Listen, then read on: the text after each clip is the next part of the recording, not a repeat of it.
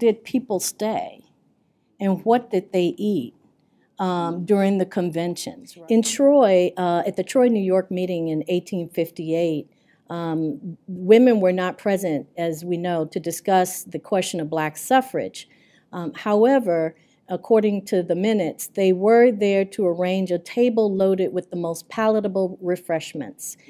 When delegates left the convention each evening, the question I ask, of course, is where did they go? Some, of course, went to black hotels, but more likely they went to lodging spaces where food and conviviality allowed for the continuation of the discussions. These spaces function.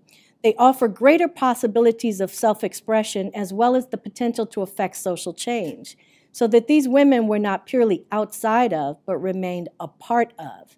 So then this can be considered productive political domestic work, in part because it enabled these women to display their part and to do their part in donning the Republican womanhood, and thus to exercise their form of patriotism.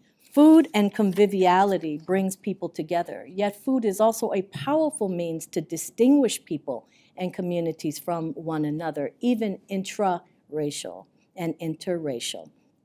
All groups define themselves and denigrate and exclude others by asserting superiority of the foods that represent their social and moral values. So a discursive relationship exists between genteel practices and material goods. Food choice, preparation, and consumption, therefore, is embedded in social, cultural, gendered, and class delineations. And women, as the primary food providers, as I mentioned, hold a lot of this power.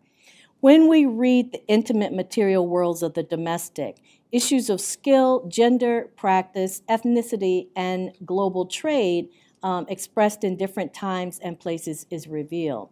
A close reading of objects like foods, particularly those that are used routinely and widely, can create unexpected vantage points from which to assess the historical terrain.